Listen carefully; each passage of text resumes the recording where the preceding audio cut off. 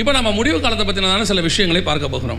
அந்த முடிவு காலத்திலும் குறிப்பாக அடையாளத்தை அவரே அங்கே சொல்லிடுறார். யார்? தானியேலுக்கிட்டே ஆண்டவர் வெளிப்படுத்துகிறார். முடிவு காலம் மட்டும் இந்த வார்த்தைகளை புதை பொருளாக வைத்து இந்த புஸ்தகத்தை முத்திரை போடு, அப்பொழுது அநேகர் இங்கும் அங்கும் ஓடி ஆராய்வார்கள். அறிவும் இந்த ரெண்டும் அதுக்கான அடையாளம். ஒன்று ஆராய்ச்சி, இன்னொன்று அறிவு பெருக்கம். இந்த ஆராய்ச்சி அறிவு பெருக்கம் அப்படிங்கிறதெல்லாம் நம்ம என்னமோ நினச்சிட்டு இருக்கிறோம். நல்லா கவனிச்சுக்கொள்ளுங்க. இந்த சயின்ஸ் அப்படின்னு ஒன்று சொல்கிறோம்ல, அறிவியல் அப்படின்னு சொல்கிறோம் இல்லையா? நீங்கள் சில விஷயங்களை இந்த கடைசி காலத்தில் புரிஞ்சுக்கணும். ஏன்னா இது அறிவு பெருக்கத்தின் காலம். அறிவு பெருக்கம் உச்சத்தில் இருக்கிற காலம் இது. ஆனால் சபை இந்த அறிவு பெருக்கத்தை புரிஞ்சிக்காத காலமாக இருக்குது. எதனால் சொல்கிறேன்னு கேட்டால், இந்த சயின்ஸ் அப்படின்னு ஒன்று வந்திருக்குது. இந்த சயின்ஸ் வந்த பிறகு பைபிள் வரல. நீங்கள் அதை புரிஞ்சுக்கணும். அப்போ இந்த சயின்ஸ் அறிவு பெருக்கம் அப்படிங்கிறது ஆண்டவருக்கு முன்னாடி இல்லை, ஆண்டவருக்கு அப்புறம். உலகம் உண்டான பிறகு தான் சயின்ஸ். இந்த சயின்ஸை வச்சுக்கிட்டு ஆண்டவரை பார்க்கக்கூடாது. சொல்கிறது உங்களுக்கு புரியுதா? சயின்ஸை வச்சுக்கிட்டு ஆண்டவரை பார்த்தீங்கன்னா நீங்கள் கண்டுபிடிக்க முடியாது. ஏன்னா அவர் சயின்ஸுக்கு முன்னாடியே இருக்கிறார். இந்த சயின்ஸ் என்ன செய்ய விரும்புதுன்னா, இந்த சயின்ஸை வச்சுக்கிட்டு பைபிளையும் ஆண்டவரையும் கால்குலேட் பண்ண விரும்புது. ஒரு உதாரணத்துக்கு உங்களுக்கு சொல்கிறேன். இப்போ அறிவு பெருக்கம்னு இருக்குது. இந்த அறிவு பெருக்கத்தை பற்றி நீங்கள் பார்த்தீங்கன்னா, உங்களுக்கு நமக்கெல்லாம் சொல்லி கொடுத்துருப்பாங்க, ஞாபகம் இருக்கும்னு உங்களுக்கு நினைக்கிறேன். நாமெல்லாம் எதுலேருந்து வந்தோன்னு சொல்லியிருக்கிறாங்க இல்லையா? குரங்குலேருந்து தான் வந்தோன்னு அவங்க சொல்லி கொடுத்துருக்குறாங்க. நாம் இல்லை, கன்ஃபார்மாக கிடையாது.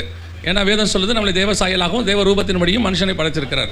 ஸோ இந்த எவல்யூஷன் தியரிக்கும் இந்த பிக் பேங் தியரி அப்படிலாம் சொல்லுவாங்க. படைப்புக்கும் பரிணாம வளர்ச்சி அப்படிம்பாங்க. ரெண்டுத்துக்கும் சண்டை நடக்குது.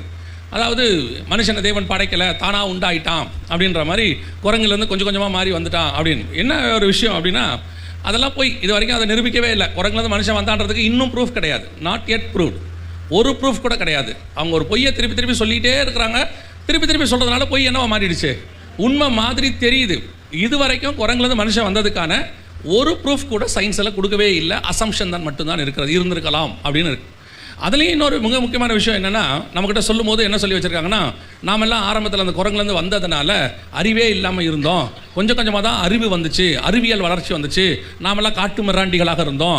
அப்புறமா சிக்கிமுக்கி கல் வச்சு இந்த நெருப்பெல்லாம் கண்டுபிடிச்சோம் இப்படின்னு சொல்லி நாம் என்னமோ ஒரு பல ஆயிரம் வருஷங்கள் அறிவு கட்டவங்களாகவே வளர்ந்த மாதிரியும், அதுக்கப்புறம் தான் அறிவு நமக்கு வந்த மாதிரியும் நமக்கு ஒரு படம் காட்டி வச்சுருக்கிறாங்க. நாமளும் அதை நம்பிக்கிட்டு இருக்கிறோம். உண்மையை சொல்லணுன்னா, ஆதாமை படைக்கும் பொழுதே கர்த்தர் சர்வ ஞானத்தோடு தான் அவனை படைத்தார். அவனை உண்டாக்கும் போதே கர்த்தர் சர்வ ஞானத்தோடு உண்டாக்கினார் என்று வேதம் சொல்லுது. இன்னும் சொல்ல போனால், ஆதாம்கிட்ட கொண்டு வந்து எல்லாத்துக்கும் பேர் வைக்க சொல்கிறாரு. அவன் எல்லாத்துக்கும் பேர் வைக்கிறான். அப்படின்னா அவனுக்கு எவ்வளோ அறிவு இருந்திருக்கணும்னு பாருங்கள். நான் சொல்ல உங்களுக்கு புரியுதா? இப்போ இங்கே இவ்வளோ பேர் இருக்கிறீங்க, இவ்வளோ பேருக்கும் பேர் வைக்க சொன்னால் நம்ம கண்டிப்பாக வைக்க முடியாது நம்மளால், இல்லையா? ஒரு 100 சகோதரர்களை 100 பசங்களை கொண்டாந்து குழந்தைங்களை இதுக்கு பேர் வைங்கன்னா நமக்கு கண்டிப்பாக ஒரு 30 ஜானு 20 சாமுவேல் எப்படியும் வச்சுருவோம். ஏன்னா நமக்கு தெரிஞ்சது ஜானு சாலமோன்றது தான் இருக்கிறதுலே அதிகம். எப்படியும் ஒரு சபைக்கு 100 சாமுவேல் இருக்குது. அது ஒன்றும் பிரச்சனை. ஏன்னா நமக்கு அதுக்கு மேலே வைக்கிறதுக்கு தெரியாது. ஆனால் ஆதாம் பாருங்கள், உலகத்தில் இருக்கிற எல்லாத்துக்கும் பேர் வச்சுருக்கான். ஒவ்வொரு மிருகத்துக்கு, ஒவ்வொரு மரத்துக்கு, செடிக்கு, எல்லாத்துக்கும் பேர் வச்சுருக்கான். ஏன்னா வசனம் சொல்லுது, கர்த்தர் தாம் உண்டாக்கின எல்லாவற்றையும் அவனுக்கு முன்பாக கொண்டு வந்தார். அவைகளுக்கு அவன் என்ன பேரிடுவான் என்று கர்த்தர் பார்த்தார். அப்படி ஞானம் இருந்தால் மட்டும்தான் அதை செய்ய முடியும். ரெண்டாவது, கர்த்தர் ஆதாமுக்கிட்ட கொடுக்கும்பொழுது அவன் பேர் வைக்கும் போது எப்படி வைக்கிறான்னு கூட பைபிள் சொல்லுது. ஏவாளை கொண்டு நிறுத்தும் போது அவன், இவள் என் எலும்பில் எலும்பும் என் மாம்சத்தில் மாம்சம் என்று சொல்லி கிரியேஷனை பார்த்து பேர் வைக்கிறான். நம்ம யாருமே கிரியேஷனை பார்த்து பேர் வைக்க மாட்டோம். பார்த்துருக்கீங்களா? குழந்தைய வெளியே பார்த்து தான் பேர் வைப்போம். கருப்பாக பிறந்திருக்கோம், வெள்ளைச்சாமின்னு பேர் வைப்போம். காரணம் என்னென்னா, பேர்லையாவது வெள்ளை இருக்கட்டுமே அப்படின்னு வைப்போம். அப்புறம் ஒரு சில குழந்தைங்களாம் அறிவழகான்னு பேர் வைப்பாங்க. அறிவும் அழகும் சேர்ந்து இருக்கணும் அப்படின்ற மாதிரி எல்லாம் வெளியே தான் வைப்போம். அவன் ஒருத்தன் தான் கிரியேஷனை பார்த்து பேர் வச்சவன். எப்படி உண்டாச்சு, உண்டாக்குவதை பார்த்து. அப்படின்னா அவனுக்கு எவ்வளோ ஞானம் இருந்திருக்கணும் பாருங்கள். அதிலிருந்து தான் மனுஷன் தோன்றினான். அதிலிருந்து தான் எல்லாம் அவன் சேர்த்து வந்தார். சேர்த்துலேருந்து நோவா வரைக்கும் 10 தலைமுறை இருக்குது. எப்படி அறிவில்லாமல் போயிடும்? கர்த்தர் நம்மளை அறிவோடு தான் படைச்சார். அதே மாதிரி ஆதாமுகிட்ட பூமியை கொடுத்த போது கூட கர்த்தர் என்ன சொல்லி கொடுத்தாருன்னா, இதை அப்டேட் பண்ணின்னு சொல்லி கொடுக்கவே இல்லை. நான் ஏதோ ஓரளவுக்கு செஞ்சு வச்சுருக்கிறேன், 2.0 இருக்குது, நீ 3.0 மாற்றுன்னெலாம் கொடுக்கவே இல்லை. ஆதாமுகிட்ட கொடுக்கும்போது வேதம் தெளிவாக சொல்லுது, தேவன் எல்லாவற்றையும் கண்டார், நல்லதென்று கண்டார். ஆதாமுகிட்ட கொடுத்துட்டு அவர் சொன்ன ஒரே வேலை, இதை காக்கவும் பண்படுத்தவும் அவனை வைத்தார். அவனுடைய வேலை என்னென்னா, டு வாட்ச் அண்ட் மெயின்டைன். அதை வாட்ச் பண்ணு, மெயின்டைன் பண்ணு. உனக்கு வேறு ஒரு வேலையே கிடையாது. இதை அப்கிரேட் பண்ணவே பண்ணாத. ஏன்னா அப்கிரேட் பண்ண வேண்டிய வேலை உனக்கு இல்லை. ஏன்னா அவர் கொடுத்ததே அப்கிரேடட் வெர்ஷன். இப்போ நம்மக்கிட்ட பைபிள் கொடுத்துருக்கிறாரு. இந்த பைபிளை புதுசாக ஏதாவது எக்ஸ்டெண்ட் பண்ணி எழுத சொல்லியிருக்கிறாரா? தெளிவாக சொல்லியிருக்காரு. ஒரு வார்த்தையும் உருப்பாயிலும் சேர்த்துறாதன்ட்டார். ஏன்? நான் உங்கள்கிட்ட கொடுத்ததே அப்டேட்டட் வெர்ஷன். ஒரு புக்கு உலகத்தில் 3000 வருஷத்துக்கு 4000 வருஷத்துக்கு முன்னாடி அப்டேட்டட் வெர்ஷனாக எழுதி அதில் எதையுமே ரிவைஸ்டு வெர்ஷன் கிடையாது, அப்டேட்டட் வெர்ஷன் கிடையாது. எழுதும் போதே அப்டேட்டடாக எழுதின ஒரு புக்கு உலகத்தில் இருக்குன்னா அது பரிசுத்த வேதாகமம் மட்டும்தான். வேற ஒரு புக்கு அப்படி கிடையவே கிடையாது. எல்லா புக்கும் ரிவைஸ்ட் ஆகும், அப்டேட் பண்ணுவாங்க. இது ஒரு புக்கு தான். அதை எழுதின தேவன் அவர் உண்டாக்கினது எல்லாமே அப்படி தான் பண்ணி கொடுத்தார். Updated version. நமக்கு வேலை அதை காப்பாற்றுறது மட்டும். எப்போ இவன் பழம் சாப்பிட்டானோ, பாவம் வந்துச்சோ, அதற்கு பிறகு இவன் செய்தது எல்லாமே தப்பு. நன்மை தீமை அறியத்தக்கதாக மாறியாச்சு. இந்த நன்மை தீமையில் என்ன பிரச்சனைன்னு கேட்டிங்கன்னா, இவன் ஒன்று செஞ்ச உடனே ஒரு தீமை வரும், சைடு எஃபெக்ட். அந்த சைடு எஃபெக்டை போக்குறதுக்கு இன்னொன்று செய்வான். அதுக்கு பேர் தான் அறிவியல் வளர்ச்சி. இவன் ஒரு தப்பு பண்ணிடுவான், அப்புறம் அந்த தப்பை சரி பண்ணுறதுக்கு இன்னொன்று பண்ணுவான். அதுக்கு பேர் என்னது? அறிவியல் வளர்ச்சி. ஒவ்வொன்றா அதுக்கு காரியத்தை கண்டுபிடிச்சிட்டே இருப்பான். சுகருக்கு மாத்திரை கொடுப்பாங்க. மாத்திரை கொடுத்த உடனே அந்த மாத்திரை வேலை செய்யும் போது அது இன்னொரு சைடு எஃபெக்டை உண்டாக்கும். அதுக்கு ஒரு மாத்திரை கொடுப்பாங்க. அதை போட்டிங்கன்னா இன்னொரு சைடு எஃபெக்ட் வரும். அதுக்கு ஒரு மாத்திரை கொடுப்பாங்க. இப்போ எல்லாரும் நைட்டு படுக்கும்போது பாருங்கள், மினிமம் 3-7 மாத்திரை போட்டு தான் படுக்கிறாங்க. எல்லா கலர்லையும் இருக்குது. முந்தையெல்லாம் மாத்திரைனா 3 கலர் தான் 30 வருஷத்துக்கு முன்னாடி. அதுவும் தண்ணியாக தான் கொடுப்பாங்க. இப்போ அப்படிலாம் இல்லை. எல்லா கலர் 26 ஆல்ஃபபெட்லேயும் மாத்திரை இருக்குது. 7 ஆரம்பித்து Z வரைக்கும் எல்லா கலர்லையும் இருக்குது. எல்லாத்துக்கும் கேட்டு பாருங்கள். அதில் இப்போ பாதி பேர் வீட்டில் டாக்டராகவே இருக்கிறான். அத்தனை பேர் கையில் மாத்திரை வச்சுக்கிட்டு அவங்களே சொல்கிறான், இது முட்டிக்கு, இது சுகருக்கு, இது பிபிக்கு, இதெல்லாம் போட்டால் வரக்கூடியதானே சைடு எஃபெக்ட்டுக்கு எல்லாம் போட்டு மொத்தம் நல்லா கவனிச்சிங்கன்னா இவன் கண்டுபிடிச்ச எல்லாத்துலேயும் நன்மையும் இருக்குது, தீமையும் இருக்குது. ஏன்னா இவன் சாப்பிட்ட பழத்தோட எஃபெக்ட் அது. மனுஷன் 100% நன்மையாக ஒன்றை கண்டுபிடிக்கவே முடியாது. அவன் கண்டுபிடிக்கிற அத்தனையிலையும் ஒரு தீமை இருக்கும். ஆனால் நம்மகிட்ட என்ன பிரச்சனைனா, அந்த நன்மையை மட்டும்தான் பார்ப்போம், அதில் இருக்க தீமையை நம்ம பார்க்கவே மாட்டோம். ஏன்னா எப்போவுமே பார்வைக்கு அழகும், புசிப்புக்கு ஏற்றதும், புத்தியை தெளிவிக்கிறதுமா இருக்கிற நன்மை மட்டும்தான் அந்த அம்மாவுக்கு தெரிஞ்சிச்சு. அதுக்கு பின்னாடி இருக்கிற புசிக்கும் நாளிலே சாகவே சாவாய்ங்கிறது அந்த அம்மாவுக்கு தெரியல. இன்றைக்கும் அப்படி தான். செல்ஃபோனை வாங்குறதுல இருந்தால் இருக்கட்டும், கார் வாங்குறதா இருக்கட்டும், எதை வேணாலும் வாங்கட்டும், வாங்கும் போது அதில் இருக்கிற நன்மை தெரியும். அப்பா அதில் இத்தனை ஜிபி ஸ்டோரேஜ் இருக்குதாமா, அதில் இப்படி முன்பக்கம் கேமரா இத்தனை பிக்சலாமா, பின்பக்கம் கேமரா அத்தனை பிக்சலாமா, எல்லாம் வாங்கி முடித்த பிறகு 3 மாதம் கழிச்சு சொல்லுவான், ரொம்ப ரேடியேஷன் இருக்குது, காதெல்லாம் வலிக்குது, சூடாகுது, பேட்டரி சூடாகுது. தீமை அப்புறம் தான் தெரியும் பின்னாடி. முன்னாடி நன்மை தான் தெரியும். எப்போவுமே பாவம் செய்யும் போது சந்தோஷமாக இருக்கும் முன்னாடி. அதுக்கப்புறம் அதோடைய விளைவு ஒன்று வரும் பாருங்க, அதான் தீமை. இதுதான் மனுஷனுடைய எஃபெக்ட். ஸோ மனுஷன் ஆரம்பத்தில் இருந்து கர்த்தர் நம்மளை படைக்கும் போது அறிவு உள்ளவனாக தான் படைச்சார், அறிவு இல்லாமல் படைக்கவே இல்லை. அறிவு பெருகும்னா என்ன அர்த்தம்னா, பூமிக்குரிய அறிவு. நம்ம சொன்ன பாருங்க, பழம் சாப்பிட்ட பிறகு வந்த அறிவு, அந்த அறிவு பெருக்கத்துடைய உச்சம் தான் இப்போ நடக்குது. இவங்களே எல்லாத்தையும் கண்டுபிடிச்சு ஒரு எஃபெக்ட்டுக்கு இன்னொரு எஃபெக்ட் கண்டுபிடிச்சு இப்போ செஞ்சுக்கிட்டே இருக்கிறாங்க. இப்போ அறிவு பெருக்கத்துடைய உச்சத்துக்கு நம்ம வந்துட்டோம். எந்த அளவுக்குன்னு கேட்டிங்கன்னா, மனுஷன் வானத்துக்கு ஏறி எல்லா இடத்துக்கும் போயிட்டு இனி எங்கே போகிறதுன்னு தெரியாமல் யோசிச்சுட்டு இருக்கிறான். பூமிக்கு அடியில் போயிட்டு எவ்வளோ தூரம் போனால் கப்பலெல்லாம் வெடிக்கும்ன்ற அளவுக்கு போயிட்டான். இப்போ சம்மரின் எவ்வளோ தூரத்துக்கு கீழே போனால் வெடிக்கும்னு அவனுக்கு தெரியும். அந்த அளவுக்கு போயிட்டான், அதுக்கு மேலே போக முடியாது. ஸோ இப்போ அறிவு பெருக்கத்துடைய உச்சத்துக்கு வந்துட்டோம். இதெல்லாம் உலக பிரகாரமாக.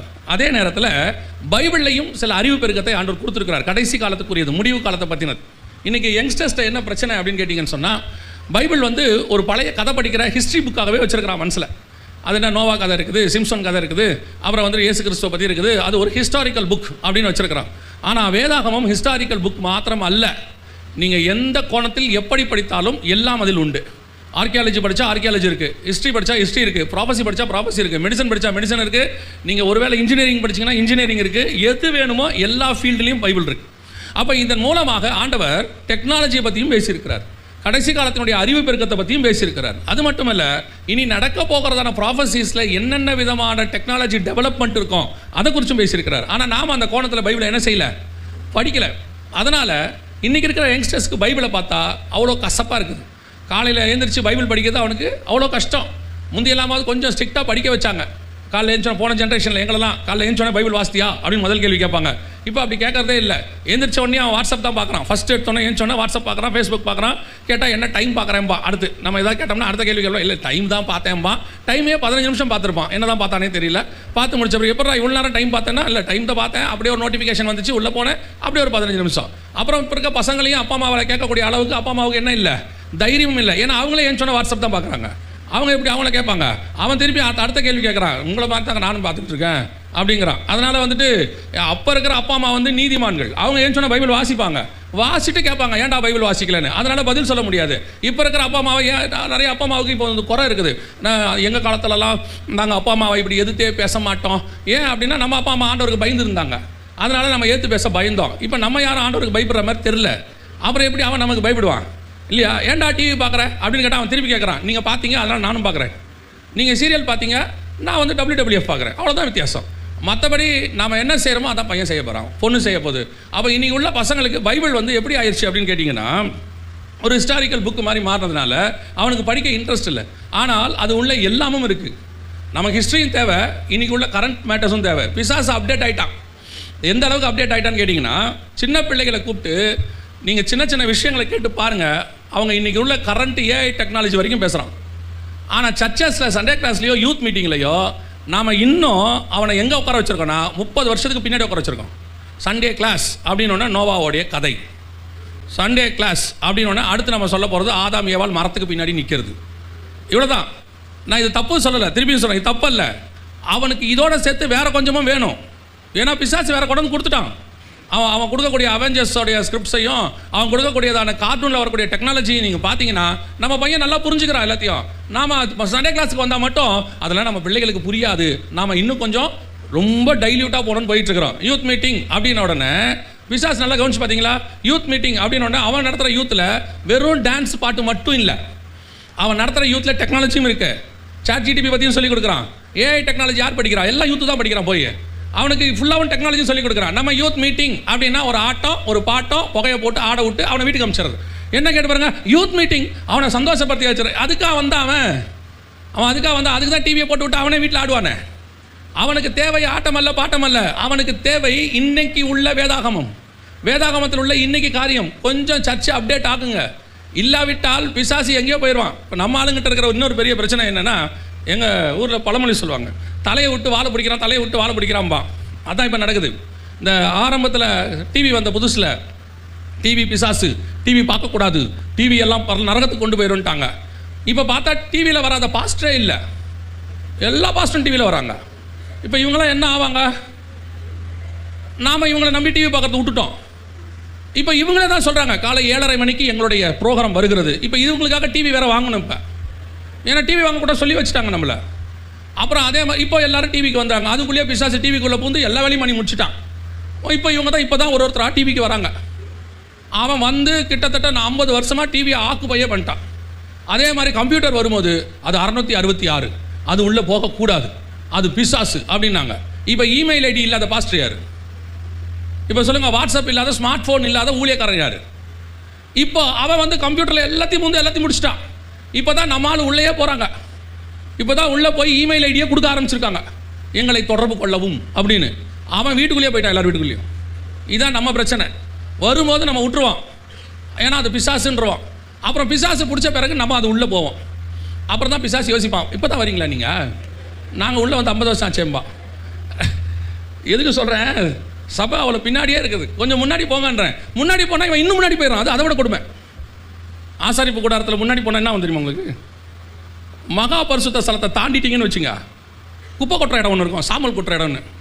இல்லைனா இவன் அங்கே போயிடறான். You see we are more advance. என்ன கலிஃபோர்னியாவில் இருக்கிற லைட்டிங்கை போட்டு ஆடுறாங்கிறான். உன்னை அங்கே போக சொல்லடி, ஸ்பிரிச்சுவலி உள்ளே போக சொன்னோம். இல்லைனா இங்கே போயிடறான், இப்படி போயிடுறான், மைக்கேல் ஜாக்சனுக்கு தம்பி ஆயிடுறான். என்ன பண்ணுறதுனே தெரில. இதை பார்த்து இப்போ யூத்தோடைய பிரச்சனை என்னென்னா, ஒன்று இப்படி போகலாமா இல்லை அப்படி போகலாமான்னு கன்ஃபியூஷன் ஆகி கடைசியாக ஒரு முடிவு எடுக்கிறான், நமக்கு சர்ச்சு வேணாம், எதுக்கு வம்பு, பேசாமல் வீட்டிலே இருப்போம் அப்படின்ட்டு. பார்த்தீங்கன்னா நிறைய பையன் பாருங்கள் நோண்டிகிட்டே இருக்கான் வீட்டில் ஃபோனை. சர்ச்சுக்கு வரலையா? நோ மம்மி, ஒரே வார்த்தை, நோ மம்மி. ஏன்டா? டூ போர் அப்படின்ட்டான். இவனை இன்ட்ரெஸ்ட் ஆக்கி சர்ச்சுக்கு எப்படி கூட்டிகிட்டு வர்றது? இப்போ அதான் பிரச்சனை. சொல்லிக் கொடுங்க, பைபிளில் இருக்கக்கூடியதான இன்றைக்கி இருக்கிற டெக்னாலஜியை சொல்லிக் கொடுங்க, இன்றைக்கி இருக்கக்கூடிய அட்வான்ஸ் விஷயங்களை சொல்லிக் கொடுங்க. இன்னும் என்ன நடக்க போகுதுன்னு சொல்லுங்கள். உங்கள் பிள்ளைகளுக்கு வீட்டில் இருக்கிற நீங்கள் தான் முதல் ஆசாரியன், நீங்கள் தான் ஃபஸ்ட்டு டெஸ்டிமனி. இப்போ நீங்கள் தப்பு பண்ணிட்டீங்க, விட்டுட்டீங்கன்னா அடுத்த ஜென்ரேஷன் கர்த்தருக்குள் நிற்காது, கர்த்தருக்குள் வராது.